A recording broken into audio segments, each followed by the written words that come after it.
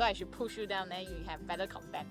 Yeah. Very good idea. Today we are at a yacht party organized by Philip, and yeah, this video is sponsored by them, and we are here with a few influencers, so we're going to ask them the usual questions and try to get them cancelled.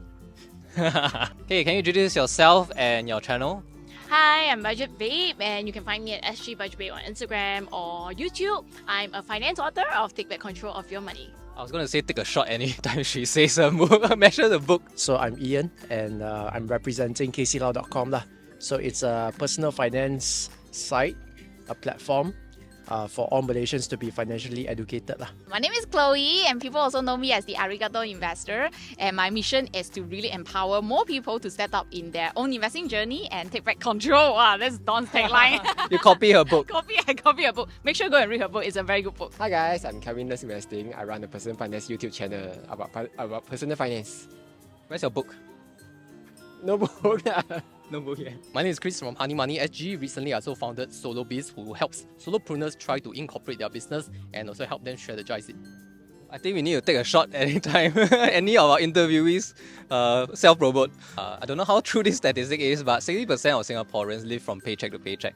What do you think about people like this? I think some are privileged, some are not privileged. So I'll just talk about the more privileged ones first lah. Basically, people who are earning close to median income. So those are the people who are, if you are living paycheck to paycheck, then I guess something needs to change lah if you want to live a better life in the future. So like work on cutting back your expenses, learn how to use a credit card properly, find a better, higher income job, stuff like that. So people who are less privileged, I don't think that's the end of the world, because I've seen stats that show that less people who are low income, they can jump to high income, but it's a very small percentage. So you have to put in the hard work to get out of that trap.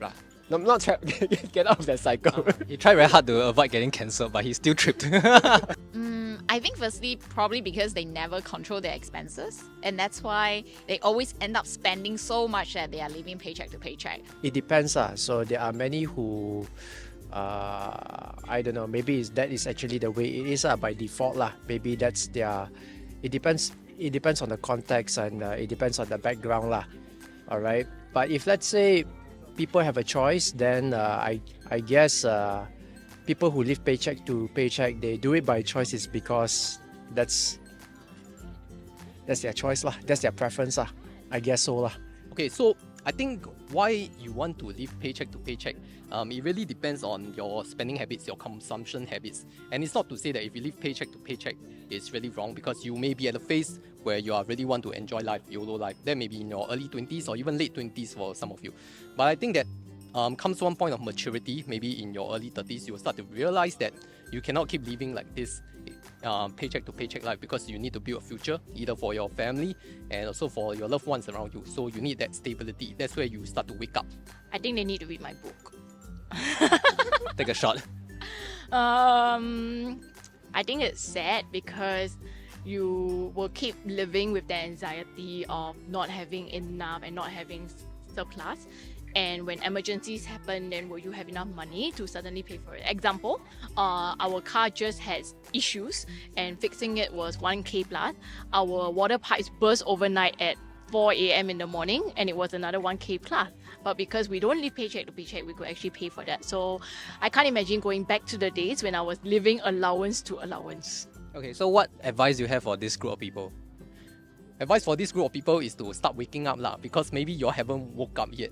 But the truth is that it's very hard to step out of it, because living paycheck to paycheck may be your comfort zone, and we may be speaking out of privilege right here.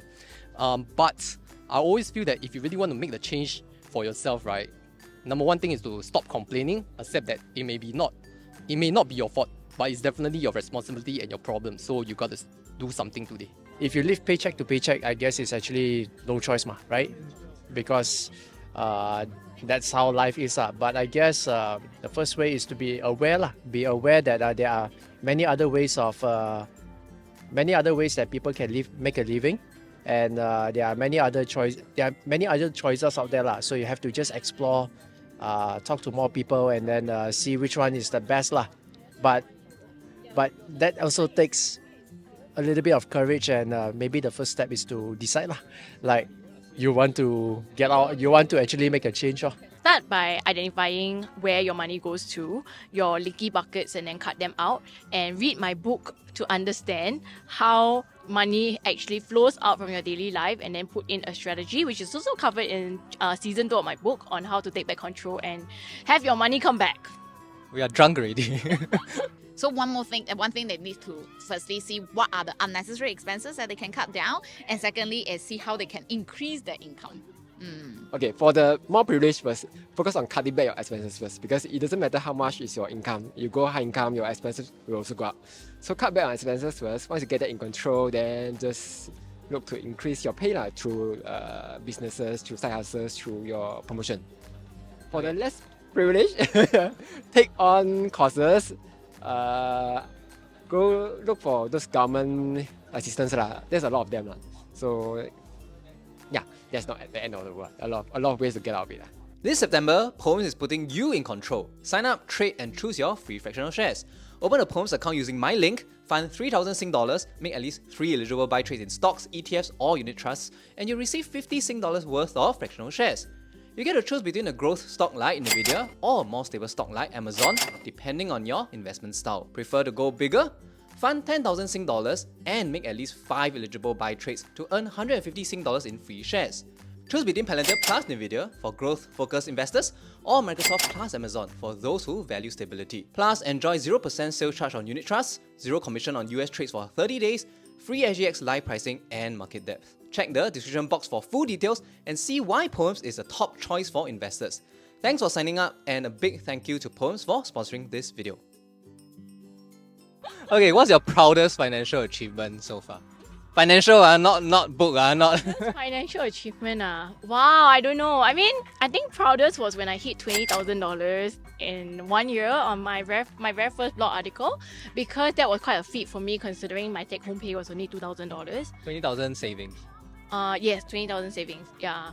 Then of course the second milestone after that was hitting 1 million, which happened last year in investments. So that happened during your first year of working. My 20,000 was in my first year. Yes, I think it was my first year. First of 1.5 mark lah, yeah. Because you graduate in Singapore uni, you don't graduate at January yeah. So it's about 1.5 years, I think. Buying your first house, that would be something to be proud of lah. How long did it take for you to hit? Take a few years few years of raising your income, save, and yeah, I guess it takes about 3 to 4 years. Being able to hit my first million, like in my early 30s, that's considered, to me, I think it's like kind of the first time that my family member is able to do that. So that gives me a lot of satisfaction, and knowing that I have this portfolio to take care of my family as well. Like, how many years did it take for you to hit? It took me about 10 years. So I think that's probably everyone's goal. Like, you want to have your first pot of gold, and that usually it's either 100K or 1 million. So for me, it's a very rewarding journey. But I think it's very importantly is don't let that goal to be so fixated. Most importantly is you get started in the process. Some of you might take even shorter. Some of you might take slightly longer, but it's okay as long as you know that you're getting there. Proudest Financial achievement is that I think able to reach FI. Yeah, because I think this is a privilege lah. Like, people say FI is really all about, you slowly grind and all that. But I feel that it takes a little bit of luck and opportunity and preparation. So everything has to come together in the right timing. So I would say that I'm quite lucky in a sense. So FI is a great achievement to have, but maybe RE is not. So how long did it take for you to reach this goal? I think I've been planning it all my life since graduation. So that's like 10 years ago. 10 years ago, pretty much a decade. There's no proudest lah. I mean, everything is a combination of that to led to me where I'm here. First, I sold my Tesla stock and then spread to diversify my investments a bit more so I can sleep better at night. Cut back on my expenses. I don't have to live paycheck to paycheck because the kids are expensive. I have 2 kids now. Yeah, so now I can say that I don't have to worry about money as much as I did like 10 years ago. So what's your most lucrative month for investment returns in a single month? In a single month that I documented, it was 55K unrealized gain. Maybe 5 digits. And the market rebound, you get like this kind of returns. Maybe 5 digits, yeah, somewhere there. I think the market has been doing very well recently. So just the stock profits alone, it's about 300k. Yeah. Well, I can't remember like because there's a lot of these months when the stock market just spikes up. And I don't know one. Or like I cannot control when they happen. So when they happen then I celebrate. And when they don't then it's just another day in a life. I guess in ringgit lah, but it doesn't really come often lah. But I would say it's in the 5 figures ringgit lah. Yeah. How about income? Maybe 5 digits. Actually, he reviewed before 70k, right? No? 70, No, 80, no. 100. It's low 5 digits. Low 5 digits. Low 5 digit. Yeah, very sad. I not 70k. No. Let's rewind the tapes. I have record. He says 70k. I can just give you a range. Somewhere between 30 to 70k. 30 to 70k at that time. Income wise, actually my income is more or less quite stable because I have my corporate job and then my gigs also come in fairly regularly every few months. So there aren't really big spikes. Maybe I can say there was one client who did not pay me for almost 1 year. So 1 year accumulated when they finally paid me after that, then that was a spike. 6 figures. No, why got 6 figures? 5 figures. Can't really remember. Like I remember my investment gains more than my income, but income is mainly from business ma. So business can be up, can be down. I'll say a good month recently is 40k. Revenue. Okay, last question. What's your net worth? Net worth not asset lah. Okay lah, just say 6 figure lah. My last public video was 1 million SGD lah. So I think right now the update you wait for my video lah. Wow, I have to take another shot. Low 7 digits. low 7 digits lah. 1 million. Hey, did Calvin review or not? If you review, I review. Yeah, Kelvin review already. Sure or not? Definitely in 7 figure because I already hit 1 million in my own portfolio ma. Yeah. 7 figure. Any more specific number? I think this is the second time I'm asking, right? Specific number. But it's still in the early digit of 7.